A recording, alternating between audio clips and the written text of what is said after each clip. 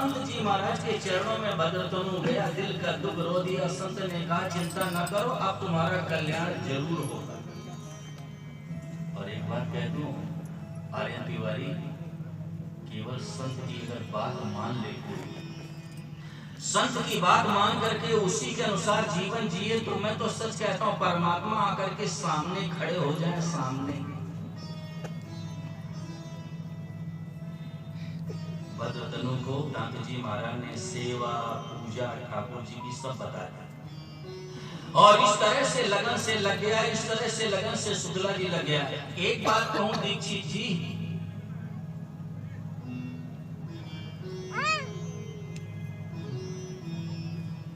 कोई कुसंगी व्यक्ति हो ना, और उसको दिव्य सत्संग मिल जाए, उसको विशुद्ध सत्संग मिल जाए, तो जानते हो क्या होता है? उसकी दिशा बदल जाती है, लेकिन गति वही रहेगी, गति वही रहेगी, दिशा बदल जाएगी। साधक ध्यान दें, जैसे कोई कुमार्ग में चलने वाला व्यक्ति है और भगवान की कृपा से, संत महात्माओं की कृपा से, और उस सत्संग में चला गया, विशुद्ध सत्संग मिल गया, संतों की दृष्टि पड़ गई, कृपा हो गई, तो दिशा तो बदल जाएगी, लेकिन गति वही रहेगी, गति वही रहेगी। जिस गति से कुमार्ग में जा रहा उतनी गति से भी इधर चलेगा वो। तो मैं संदेश ही देना चाहता हूं कि सज्जनों, गति वही रहती है।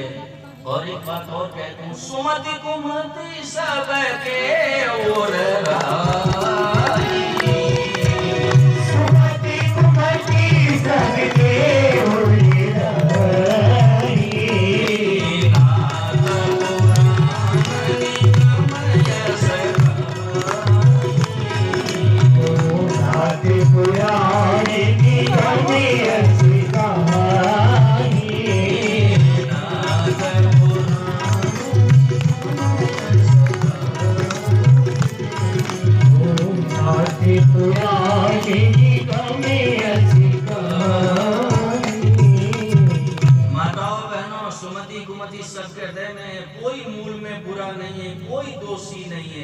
आगंतुक बुराई है, भूल जनित है, स्वभाव जनित नहीं है। और ऐसी लगन लगी कल्याण की, उद्धार की, ऐसी लगन लगी भद्रतनु के जीवन में। अनिल दुबे थोड़े ही दिनों में परमात्मा प्रत्यक्ष हो गए, और भगवान ने प्रकट होकर के मेघलाजी भद्रतनु को हृदय से लगाया, और अपने समान पीतांबर दे दिया, अपने समान कुंडल दे दिए, और अपने समान ही सजनों वस्त्र आभूषणों से सुसज्जित कर दिया।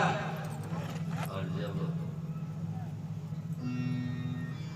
शान शौक से रहने लगा तो दांत जी महाराज को बड़ा आश्चर्य हुआ कि कहीं ऐसा तो नहीं है पूर्व जीवन में ये फिर चला गया हो। और साधक एक बात पर दृष्टि जरूर डालें, संसार में गुरु वही श्रेष्ठ है जिसकी दृष्टि हमेशा शिष्य की तरफ रहती है, वो गुरु श्रेष्ठ है। हमेशा शिष्य की तरफ दृष्टि, चाहे वर्षों न मिले, चाहे वर्षों शिष्य से न मिले, लेकिन उसकी नजर, उसकी दृष्टि हमेशा रहती है शिष्य की तरफ। एक बात कहूं, दीक्षा 4 प्रकार की होती है, 4 प्रकार की। स्पर्श दीक्षा, वाक दीक्षा, दृष्टि दीक्षा और चिंतन दीक्षा। जैसे ये मयूरी है ना, ये मोर है ना, ये मोरनी कभी अपने अंडे पर नहीं बैठती, माताओं बहनों, वो स्पर्श कर देती है और निरंजन अंडे पक जाते हैं। वाक दीक्षा, जैसे ये कुरली पक्षी होता है ना, ये आकाश में उड़ करके चिल्लाता रहता, शुक्ला जी अंडे पर बैठता नहीं और उसके अंडे पक जाते हैं। मछली होती है ना, वो कभी अंडे पर बैठती नहीं, केवल दृष्टि डाल देती है, पक जाते हैं। और कछुई होती है ना, विनोद पांडे अंडे पर कभी नहीं बैठती है, चिंतन कर करके पका देती है। गुरु वही दुनिया में श्रेष्ठ होता है जो चिंतन कर करके शिष्य को पका दे, वो गुरु श्रेष्ठ, वो गुरु श्रेष्ठ है माताओं बहनों, जो चिंतन कर करके शिष्य को पका दे। दुनिया में उस गुरु का स्थान। लेकिन आज जानते हो गुरु और शिष्य का रिश्ता कैसा है? गुरु शिष्य अंध बधिर कर देखा, गुरु शिष्य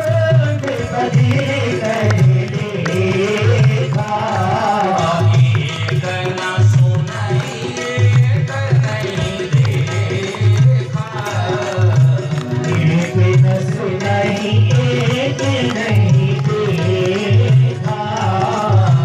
गुरु शिष्य अंग बधिर कर देखा। गुरु शिष्य अंधे बधिर कर देखा। एक न सुनाई एक नहीं देखा। एक न सुनाई एक नहीं देखा। गुरु शिष्य अंग बधिर कर देखा। गुरु शिष्य अंधे बधिर कर देखा।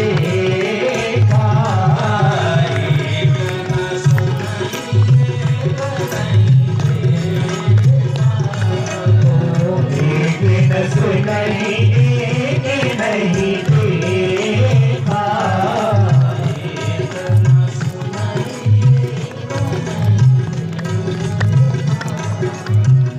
एक न सुनाई एक नहीं देखा। अभी तो पैरा गुरु जी को तो दिखाई नहीं पड़ रहा, चेला सुनता नहीं। ये है इसका इस समय ध्यान से सुनना। श्री गोस्वामी जी महाराज की लेखनी इतनी पावन, इतनी पुनीत, इतनी पवित्र है, निरंजन जहाँ उंगली नहीं उठा सकते। बाबा ने लिख दिया साफ शब्दों में कि वर्तमान में इस कलिकाल में गुरु और शिष्य का नाता कैसा है कि गुरु जी को तो दिखाई नहीं पड़ता, चेला सुनता नहीं। गुरु शिष्य अंग बधिर कर, एक न सुने और एक नहीं देखे। चेला सुनता है और गुरु जी को दिखाई पड़ता है।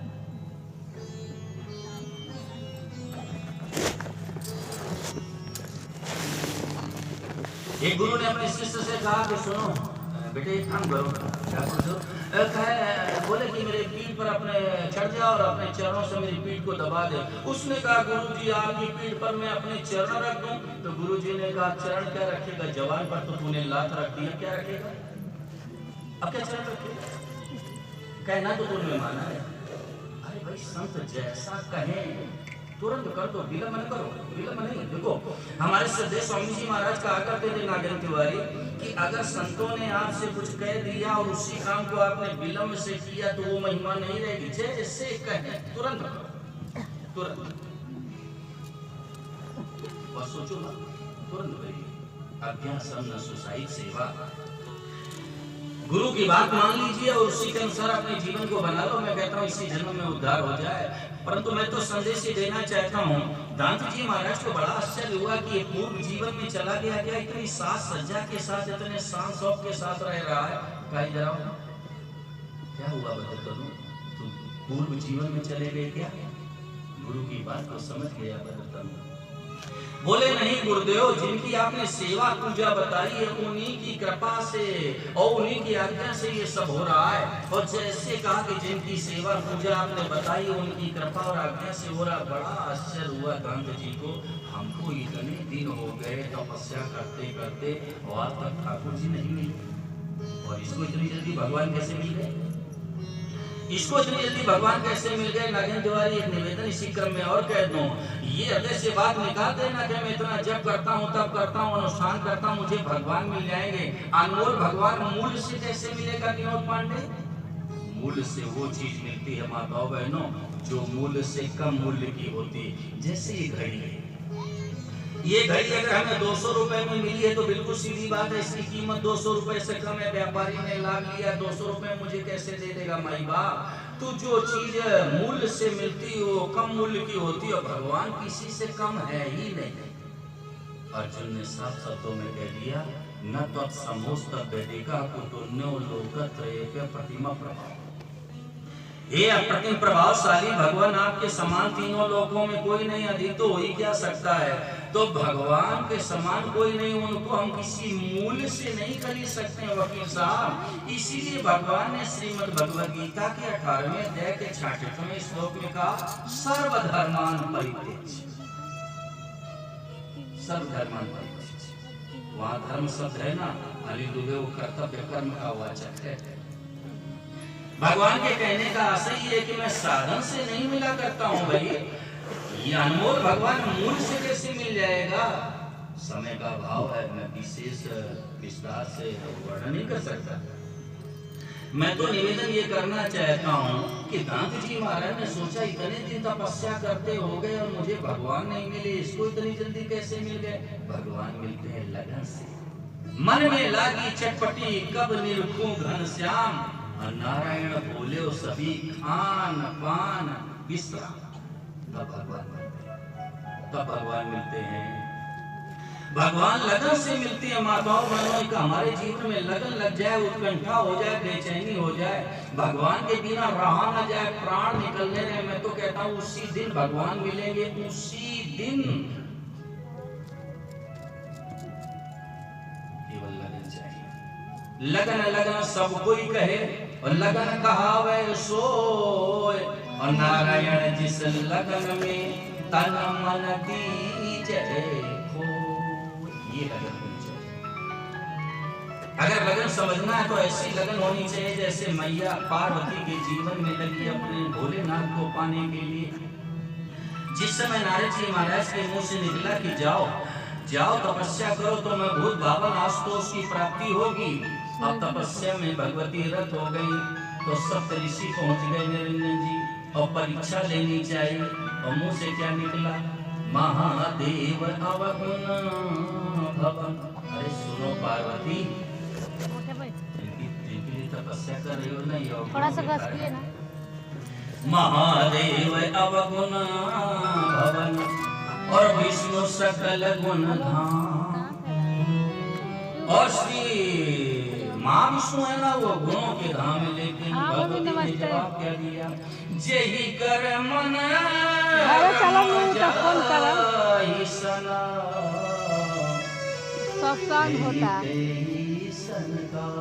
सुनो सप्तऋषियों, अगर मैं वर्ण करूंगी तो भगवान भोलेनाथ का, नहीं तो जन्म कोटि लगी रगर हमारी।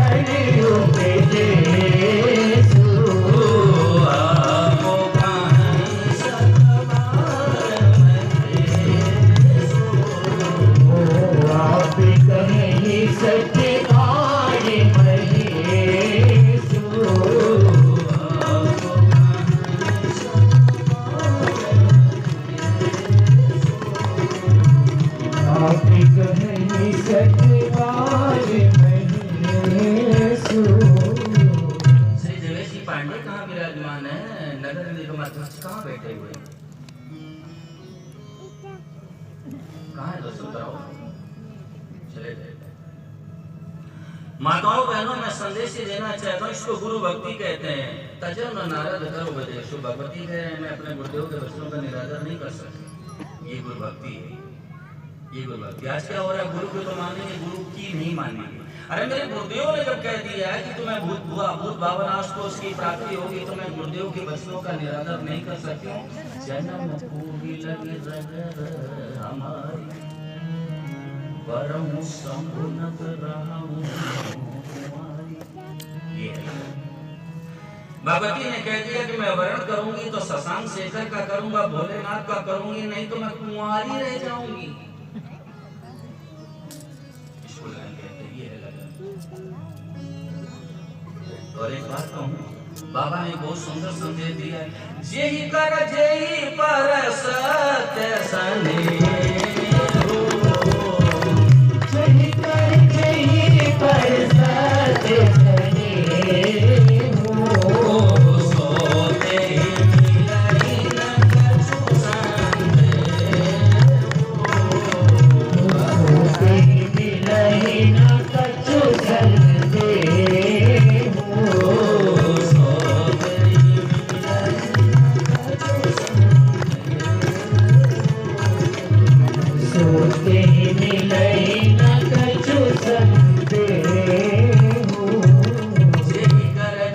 पर सत्य स्नेहु, सोते ही मिले न कछो संदेहु।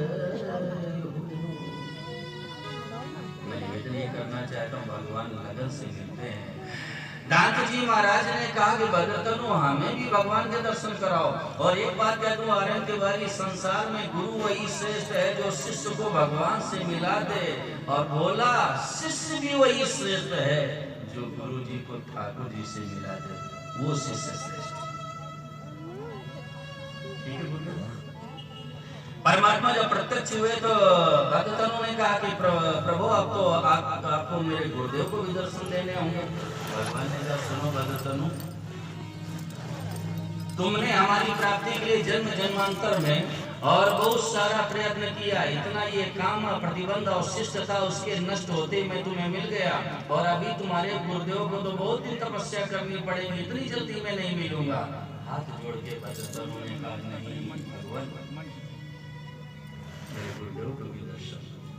भगवान को कहा गया परमात्मा की कृपा से दांत जी महाराज को भी वकील साहब ठाकुर जी के दर्शन हो गए।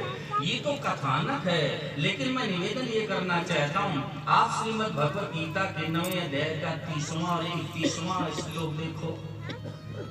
आप पीछे सुदुराचारो भजते माम अनन्य भाव, साधुरेव समन्तव्य सम्यक् व्यवसितो हि सा, क्षिप्रं भवति धर्मात्मा सत्स्वच्छान्तिं निगच्छति, कौन्तेय प्रतिजानी न मे भक्ता प्रणश्यति। एक बार फिर मैं हाथ जोड़ रहा हूँ, अभी थोड़ी हलचल उसको शांत करो।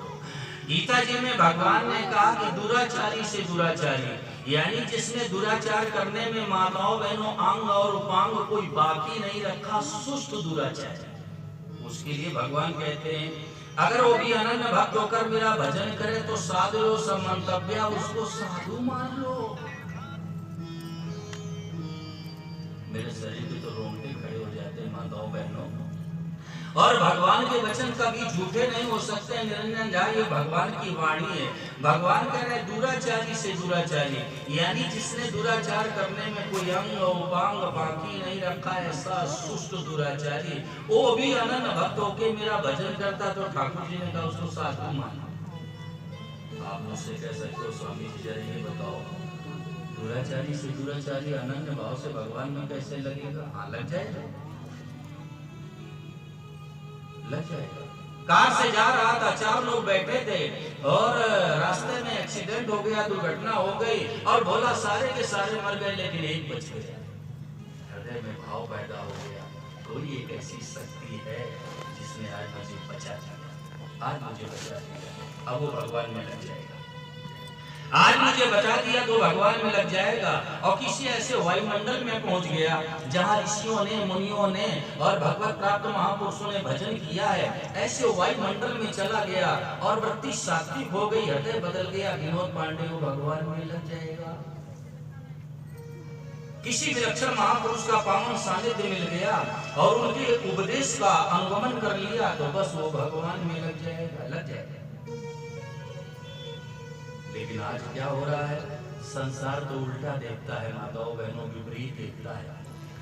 जैसे कोई व्यक्ति है माताओं बहनों, और वो हमेशा मदिरापान करता है, मांस भक्षण करता है, जुआ खेलता है, कुमार्ग में चलता है, और अचानक वो ऋषिकेश पहुंच गया, हरिद्वार पहुंच गया, और गांव वाले भी अचानक मिल गए। अब वो हाथ में गोमुखी लिए हुए गंगा स्नान करने के बाद वहीं घाट पर बैठ करके भगवान के नाम का जप कर रहा था मस्ती से। तो गांव वालों ने, पड़ोसियों ने देखा, देखो कैसा बगला भगत बना बैठा है, यहाँ ऋषि कैसे जाए। अब ये संसार विपरीत देख रहा है। और एक व्यक्ति है जो सदैव भगवान के भजन में तल्लीन रहता है, कथा सुनता है, सत्संग सुनता है, वो अचानक वो वेश्या के घर से निकलता हुआ दिख गया। लोगों ने कहा आज पता चला, इतना पाखंडी। अब ये नहीं सोचेंगे, ये नहीं विचार करेंगे कि हो सकता है वो वेश्या के पास इसलिए गया हो वकील साहब कि भाई इसको कुछ मैं संतों की बात बता दूं तो शायद इसका जीवन बदल जाए, ये भी भगवान में लग जाए, ये नहीं सोचेगा मनुष्य, उल्टा विचार करेगा। तो मैंने तो महापुरुषों से सुना है विनोद पांडे के, तेरे भावे जो करो भलो बुरो संसार, और नारायण तू बैठ के अपनो भवन गुहार। ये कौन क्या कह रहा है, इधर दृष्टि मत डालो। इसी दूधचुआ में ऐसे भी लोग होंगे जो ये कहेंगे विनोद पांडे की, विनोद पांडे है ना, इनका दिमाग आजकल काम नहीं कर रहा है, रोज सत्संग में पता नहीं क्या करने जाते हैं। कहने दीजिए, ये संसार है, ये संसार है माताओं बहनों, ये कुछ ना कुछ कहेगा, ये तो कहेगा, ये तो कहेगा। एक पिता पुत्र कहीं जा रहे थे, उनके साथ में एक गधा भी था, उनके साथ में गधा था। किसी गांव से जाके निकले तो गांव वालों ने कहा दोनों मूर्ख हैं, गधे को लिए जा रहे हैं कि बैठ रहे किसी से। माताएं ध्यान दें, पिता ने विचार किया कि मैं बेटे को बैठा देता हूँ और मैं पैदल चलता हूँ। तो जब बेटे को बैठा करके पिता गधे के साथ में पैदल चलने लगा, आगे गांव में गया तो गांव वालों ने देखा और कहा देखो तो गधा पर बैठा है, बूढ़ा बाप है ना, वो पैदल चल रहा है। तो उतर गया बच्चा, पिताजी से कहा तुम बैठ जाओ। अगले गांव में जब पहुंचे तो गांव वालों ने कहा कि नन्ही सी जान को तो पैदल घुमा रहा है और खुद बैठा है गधे पर। अब विचार किया आप क्या करें, तो पिता पुत्र दोनों ने मिलकर गधे को अपने कंधे पर दोनों ने। और जब अगले गांव में पहुंचे ना, तो गांव वालों ने कहा कि देखो एक गधे को दो गधे लिए जा रहे हैं। तो भाई ये संसार है, तो कुछ न कुछ कहेगा माताओं बहनों, ये कहेगा, ये तो कहेगा, ये कहेगा, ये कहेगा। मैंने अपने जीवन में अनुभव करके देख लिया अनिल दुबे, ये संसार ये कुछ न कुछ कहेगा। अरे इन्होंने, ये संसार ने संतों को नहीं छोड़ा, महापुरुषों को नहीं छोड़ा, हम आपकी सीधे की मूली है। ये संसार तो कहेगा कुछ न कुछ। हमारे महाराज जी कहा करते थे कि संसार में उलझो मत, ये संसार में कांटे ही कांटे हैं। आर्य तिवारी जूता चलो, यहाँ कांटे ही कांटे, यहाँ उलझो मत। साधक का काम ये नहीं है, भक्त का काम ये नहीं है कि चंद्रशेखर मिश्रा यहाँ किसी से उलझ जाए। अगर यहाँ उलझोगे तो अपनी जो ऊर्जा है जब वहाँ खर्च कर दोगे तो साधन कैसे करोगे। यहाँ किसी से उलझो मत, लड़ाई मत करो, अपनी धुन में चले जाओ, चले जाओ, चले जाओ।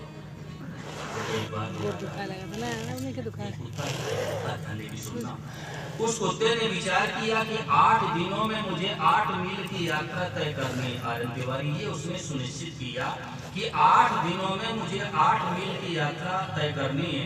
और जब वो दूधीचुआ में आया तो दूधीचुआ के कुत्तों ने देखा कि ये तो मेरे यहाँ का है नहीं, कहाँ से आ गया। अब उन्होंने आक्रमण किया तो उसने धुन दबाई और बैठन पहुंच गए। और बैठन वाले कुत्तों ने देखा कि ये कहाँ से आ गया, ये तो हमारे यहाँ का है नहीं। अब उन्होंने भी आक्रमण किया तो वहां से भी वो धुन दबा के भागा। और माई बाप आगे गया तो कुत्तों ने देखा ये कहाँ से आ गया, उन्होंने आक्रमण किया तो वहां से भी धुन दबा के भागा। अब हुआ क्या कि 8 दिन वाली यात्रा एक ही दिन में पूरी हो गई। और जाट भाइयों ने मदद भी कर दी, जाट भाइयों ने मदद भी कर दी, एक दिन में पूरी कर ली उसने। हमें जिंदगी की यात्रा पूरी करनी है माताओं बहनों। हमें तो अपना कल्याण करना, उद्धार करना, परमात्मा की प्राप्ति करना। यहाँ से किसी से उलझो मत भाई, ये संसार है, कुछ ना कुछ कहेगा, जरूर कहेगा। संदेश इसमें बना है। भगवान ने कहा दुराचारी से दुराचारी, जिसने दुराचार करने में अंग और उपांग बाकी नहीं रखा है, ऐसा सुष्ट दुराचारी वो भी अगर अनन्य भक्त से, अनन्य भाव से मेरे भजन में लग जाता तो साधु समन्वय, उसको साधु मान लो। अब भगवान से कोई दिलीप त्रिपाठी पूछे कि महाराज जरा ये बताओ, जिंदगी भर इसने पाप किया, अन्याय किया, दुराचार किया, व्यभिचार किया, हिंसा की, डकैती डाली, और अभी ये पूर्व संस्कार बस कभी कभी पाप करता तो इसको मैं साधु कैसे मान लूं। तो माताओं बहनों, अंतिम पद में भगवान ने बड़ा सुंदर संदेश दिया, सम्यक व्यवस्थितो ही सा। भगवान ने कहा, उसने निर्णय कर लिया, फैसला कर लिया कि हे नाथ, आज से ये पाप मैं दोबारा कभी नहीं करूंगा। तो गोस्वामी जी ने झांकी प्रस्तुत कर दी। जन अवगुण प्रभु मान न गाओ, जन अवगुण प्रभु मान न गाओ, दीन बंधु अति मृदुल स्वभाव, दीन बंधु अति मृदुल स्वभाव, जन अवगुण प्रभु मान न गाओ, जन अवगुण प्रभु मान न गाओ, दीन बंधु अति मृदुल स्वभाव, दीन बंधु अति मृदुल स्वभाव, रहति न प्रभु चित सुख रहति न प्रभु चित सुख किए,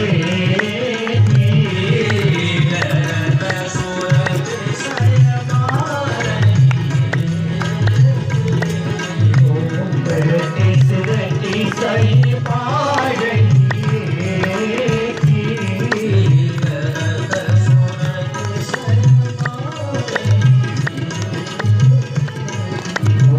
बरति सुरति सही पारहिए।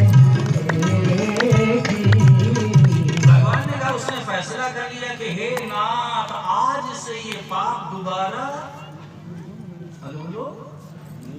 कभी नहीं करूंगा। पुराना वाला खत्म हो गया। साधक ध्यान देके सुने।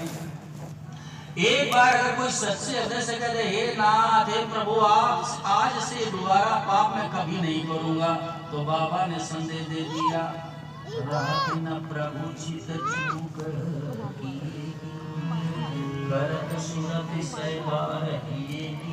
भगवान वर्तमान देखते हैं कि अब ये क्या चाहता है, भगवान हृदय का भाव देखते हैं कि अब ये क्या चाहता है, और इतना नहीं, करत सुरति 100 बार यानी 100 बार उसको याद करते हैं। वो किस्सा गोस्वामी जी ने 100 बार क्यों लिखा? बाबू को छोड़े जाए, यहाँ एक बड़ा रहस्य। समझ गए। आपको कोई बात भूल जाती है ना, विस्मरण हो जाता है, 100 बार उसको बोल दीजिए, वो के साथ जिंदगी में कभी नहीं भूलोगे।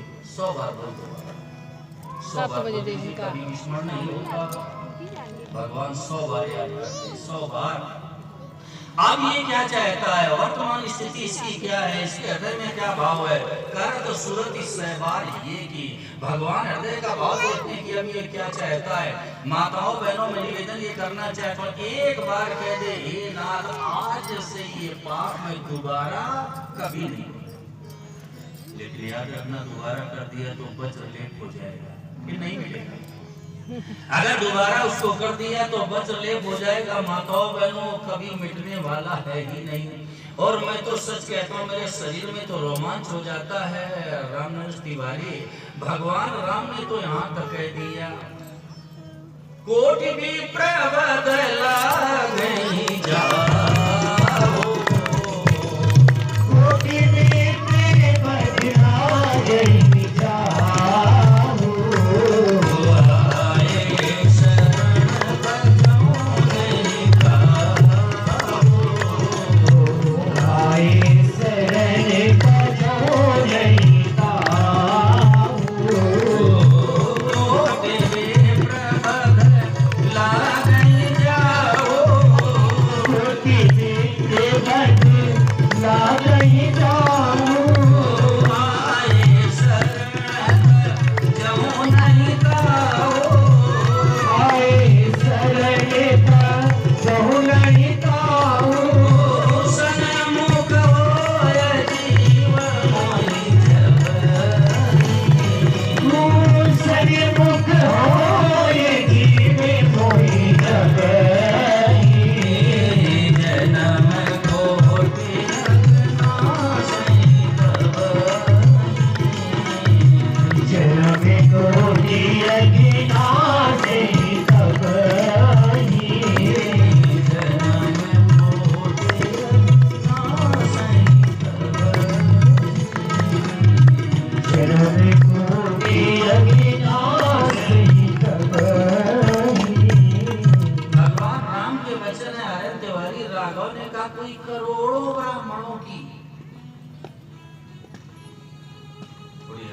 करिए, शांत करिए इसको। भगवान कह रहे हैं मैं नहीं कह रहा हूँ, राम जी।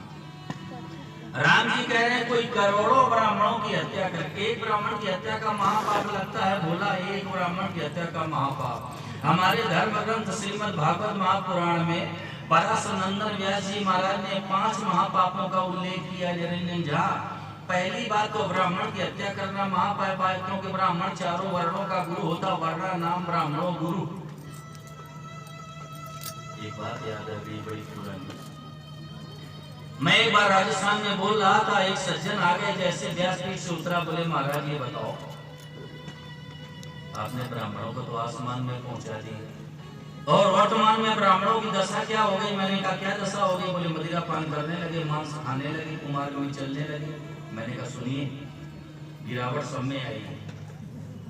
अगर पहले जैसे ब्राह्मण नहीं है तो महाराणा राणा प्रताप जैसे क्षत्रिय हैं क्या इस समय? महाराणा प्रताप जैसे क्षत्रिय इस समय है क्या?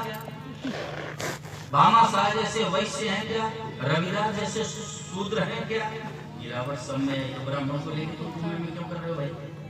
सब में गिरावट आई। लेकिन हाँ, ब्राह्मण को बहुत बड़ी जिम्मेदारी भगवान ने दी है, और जिसको जितनी बड़ी जिम्मेदारी दी गई आर्यन तिवारी अगर वो निर्वाह नहीं करता तो उसको उतना बड़ा पाप ही लगता है। ब्राह्मण के ऊपर समाज की बहुत बड़ी जिम्मेदारी है, इसलिए ब्राह्मण को हमेशा शास्त्र विहित कार्य करना चाहिए, लोक मर्यादा से चलना चाहिए, कभी भी असावधानी से जीवन नहीं जीना चाहिए। ब्राह्मण के ऊपर बहुत बड़ी जिम्मेदारी है।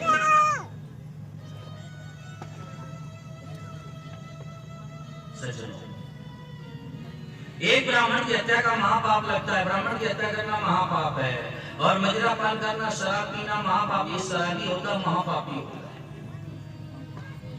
गुरपत्नी के साथ गमन व्यभिचार करना महापाप है, और स्वर्ण आदि बहुमूल्य रत्नों की चोरी करना महापाप है। 5वां विश्वासघात करना महापाप है। 5 महापाप। तो राम जी क्या कर रहे हैं? कोई करोड़ों ब्राह्मणों की हत्या करके, एक नहीं करोड़ों, एक ब्राह्मण की हत्या का महापाप लगता है। भगवान कहते हैं कोई करोड़ों ब्राह्मणों की हत्या करके मेरे चरणों की शरण में आ जाता है, हे नाथ आज से ये पाप कभी नहीं करूंगा, तो भगवान ने कहा उसका भी मैं त्याग नहीं कर सकता। जरा कोई खड़े हो के बताना इतना बड़ा पाप किसी ने किया है? सभा में जरा हाथ ऊंचा करना। किसी ने किया है इतना बड़ा पाप? किसी ने किया है इतना बड़ा पाप? करोड़ों ब्राह्मणों की हत्या। राम जी कह रहे हैं, मैं नहीं कह रहा हूं, राम जी कह रहे हैं करोड़ों ब्राह्मणों की हत्या कर देने वाला भी भगवान के चरणों की शरण में चला जाए, माताओं बहनों, परमात्मा ने कहा उसका त्याग नहीं कर सकता। क्यों? सन्मुख होय जीव मोहि जबहि, जन्म कोटि अगनासई तबहि। वहां जबहि और तबहि है माताओं बहनों। जैसे ये जीव भगवान के सन्मुख होगा, इसके करोड़ों जन्मों के पाप स्वतः नष्ट हो जाते हैं। निरंजन झा, करना नहीं पड़ते हैं, नष्ट हो जाते हैं। कारण क्या है? मैंने महापुरुषों से सुना कि संसार में 1.5 पाप है, 1.5 ही पुण्य है। जिंदगी में दुर्गुण और दुराचार को स्थान देना के त्रिपाठी आधा पाप है, और भगवान से विमुख हो जाना पूरा पाप है, और जीवन में सद्गुण सदाचार को स्थान देना आधा पुण्य है। लेकिन राम जी के कन्हैया के अपने भगवान के सन्मुख हो जाना पूरा पुण्य है। और जैसे जीव भगवान के सन्मुख होगा, इसके करोड़ों जन्मों के पाप नष्ट हो जाएंगे। अब आप लोग ये सोच रहे होंगे ये सन्मुख होने की प्रक्रिया क्या है, प्रोसेस क्या है, कैसे कैसे सन्मुख होना है? आप ध्यान देकर सुनना। भगवान से जो हम सभी का अनादिकाल से और स्वाभाविक स्वतंत्र अटूट नित्य आत्मीय संबंध है, आर्यन तिवारी उसी को स्वीकार कर लेना, इसको कहते हैं सन्मुख हो जाना।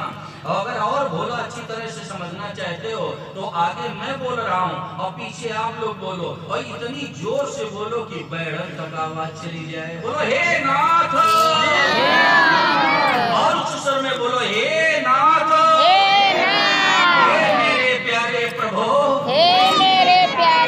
मैं तो केवल आपका ही हूँ, मैं तो केवल आपका ही केवल हूँ, आप ही हमारे हैं, और केवल आप ही हमारे हैं, किसी और का नहीं, मैं किसी और का नहीं, हमारा कोई और नहीं, हमारा कोई और नहीं। सब भगवान के संग बोलो सिया रामचंद्र चंद्र की भगवान जय। ये सन्मुख हो जाना श्री राम जी हमारे बाबू सिया जी मेरी मैया राम जी हमारे बाबू सिया जी मेरी मैया है। राम जी हमारे बाबू सिया जी मेरी मैया राम जी हमारे बाबू सिया जी मेरी मैया है।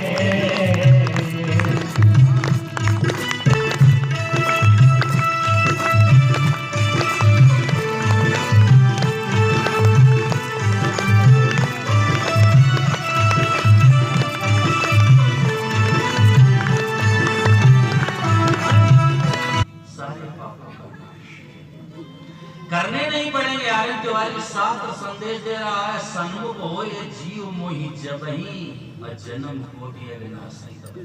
अनिल दुबे जितने भी पाप और ताप है ना ये सब भगवान की विमुखता पर टिके हुए हैं माई बाप।